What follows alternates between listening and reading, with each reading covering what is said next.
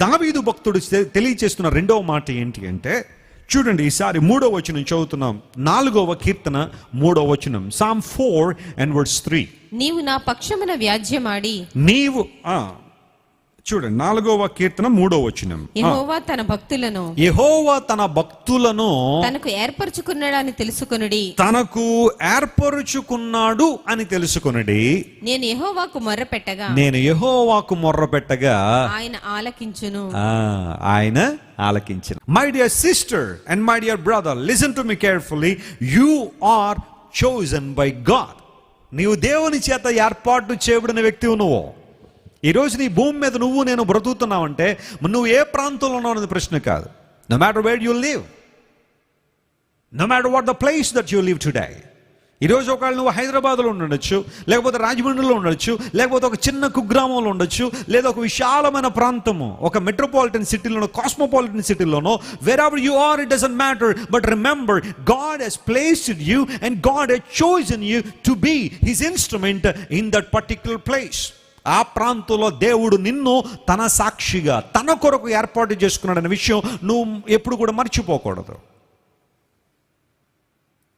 ప్రతి దేశానికి కొంతమంది అంబాసిడర్స్ ఉంటారు, రాయబారులు ఉంటారు. ఫర్ ఎగ్జాంపుల్, ప్రపంచంలో ఒకవేళ 250 దేశాలు లేదా సావరెన్ కంట్రీస్ 196 ఉన్నాయి.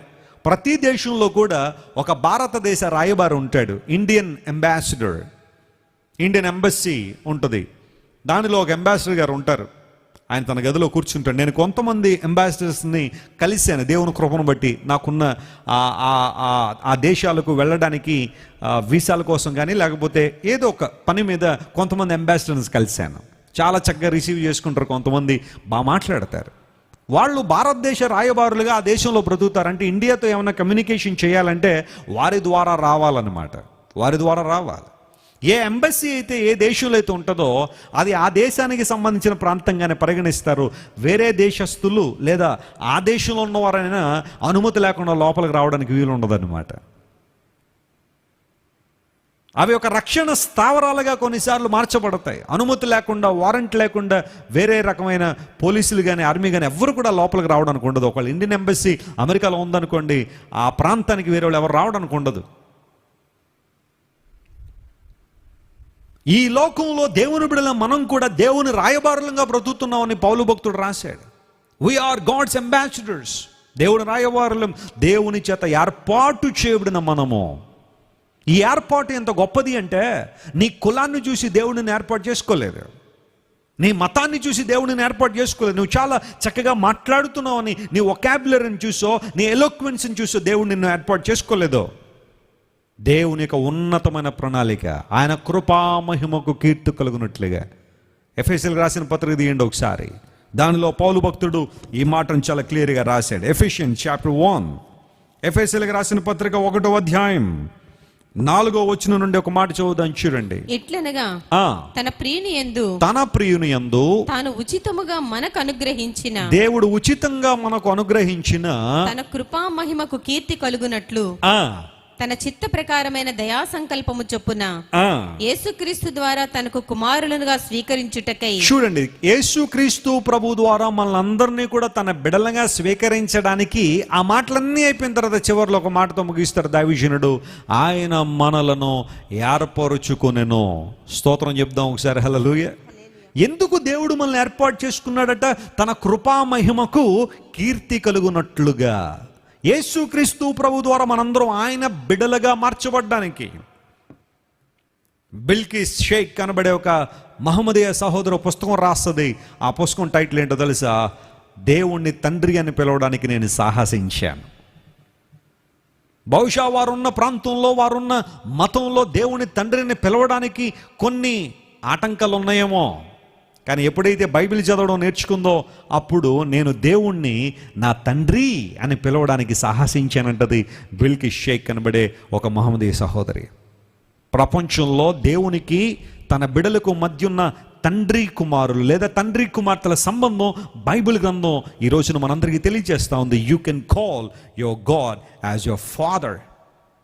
దేవుడు మహోన్నతుడైనప్పటికీ కూడా ఆయన ఉన్నత స్థలాల్లో నివసించువాడైనప్పటికీ కూడా ఆయన వాళ్ళందరినీ కూడా తన బిడ్డలుగా స్వీకరించడానికి ఆయన ఇష్టపడ్డారు. ఈ ఏర్పాటు ఎంత గొప్పది! చాలాసార్లు మీకు చెబుతున్న ప్రపంచంలో అన్ని ఐడెంటిటీల కన్నా ఒక గొప్ప ఐడెంటిటీ ఏంటంటే మనము దేవుని బిడ్డలము. మనం దేవుని బిడ్డలం. We are God's children. దేవుడు తానే మనల్ని తన బిడ్డలుగా చేసుకున్నాడు. ఈ ఏర్పాటు చాలా గొప్పది. ఒకవేళ ఈరోజు నిన్ను అందరూ నిందిస్తున్నారేమో, నువ్వు తక్కువ దానం అంటున్నారేమో, లేదా నువ్వు తక్కువ వాడు అంటున్నారేమో, నువ్వు అంటరాని వాడు అంటున్నారేమో, లేదా నువ్వు అమానుష్యమైన వ్యక్తి అంటున్నావేమో, యు ఆర్ అన్టచబుల్ అంటున్నారేమో. నమ్మొద్దు ఆ మాటలన్నీ. నువ్వు అలాంటివి ఏం కాదు. దేవుడు నిన్ను తన బిడ్డగా స్వీకరించాడు. When you come and accept the truth of God, దేవుని ప్రేమ సత్యాన్ని నువ్వు తెలుసుకున్నప్పుడు, యేసుక్రీస్తు ప్రభు నీ కోసం సిలువలో మరణించారని, ఆయన సిలువలో నీ కొరకు గాయపడ్డారని, నీ స్థానాన్ని ఆయన కోరుకున్నారని నువ్వు ఎప్పుడైతే గమనించి మారు మనసు పొంది రక్షణ పొందావో, ఆ మరుక్షణమే నువ్వు దేవుని బిడ్డగా మార్పు చెందావు. You are the child of God. Never lose your identity, never forget your identity. And I'm the child of God. దేవుని బిడ్డగా, ఆయన కుమారునిగా, ఆయన ప్రతినిధిగా ఈ లోకంలో బ్రతికే ఒక భాగ్యం. దేవుడు తన భక్తులను తన కోసం ఏం చేసుకున్నాడు? ఆయన ఏర్పాటు చేసుకున్నాడు. ఆయన మనల్ని ఏర్పాటు చేసుకున్నాడు. కాబట్టి ప్రతి రాయబారి ఏ దేశంలో ఉన్నా, ఏ ప్రాంతంలో ఉన్నా, ఏ దేశం అయితే తను నియమించుకుందో, ఏ దేశం తను ఏర్పాటు చేసుకుందో, ఆ దేశం కోసం పనిచేసినట్లుగా మనం ఏ ప్రాంతంలో ఉన్నా మనల్ని నియమించుకుంది దేవుడు కాబట్టి, మనల్ని ఏర్పాటు చేసుకుంది దేవుడు కాబట్టి, మనం ఎవరి కోసం బ్రతకాలి? దేవుని కోసం బ్రతకాలి. మనలో ఏ ఒక్కడు మన కోసం బ్రతకడానికి లేదట. పౌలు భక్తుడు అంటాడు, మనలో ప్రతి ఒక్కడు ఎవరి కోసం బ్రతకాలి? ప్రభువు కోసం బ్రతకాలి. ఆయన మహిమ కోసం బ్రతకాలి. ఆయన రాజ్య విస్తరణ కోసం బ్రతకాలి. దేవుని ప్రేమను అనేక మందికి వెదజల్లడానికి మనం బ్రతకాలి. అందును బట్టి దావీదు అంటున్నాడు, ఇరుకులో ఉన్న నాకు విశాలత కలుగు చేశాడు. రెండవది, దేవుడు నన్ను ఏం చేసుకున్నాడు? ఆయన ఏర్పాటు చేసుకున్నాడు. Or else who am I to rule over Israel? I was once a shepherd. నేను ఒకప్పుడు గొర్రెలు కాసుకునేవాడిని, కానీ దేవుడు నన్ను ఈ రోజున ఇశ్రాయేలు ప్రజలు నడిపించగలిగే గొప్ప స్థాయిలోని దేవుడు నన్ను నడిపించాడు. జాన్ న్యూటన్ అనే ఒక దైవజనుడు ఒక చక్కని పాట రాశాడు క్రైస్తవ ప్రపంచంలో. ఆ పాట తెలియని వారు ఎవరు ఉండరు. Amazing grace, how sweet it sounds.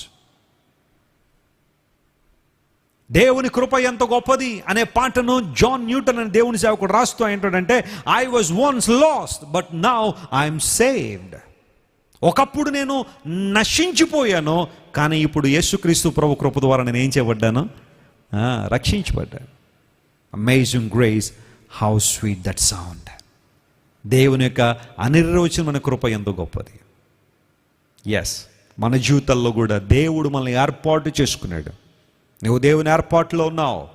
ఆయన నిన్ను కొనుక్కున్నాడు, ఆయన నిన్ను తన బిడ్డగా చేసుకున్నాడు. ఎప్పుడు కూడా ఈ విషయాన్ని మర్చిపోవద్దు.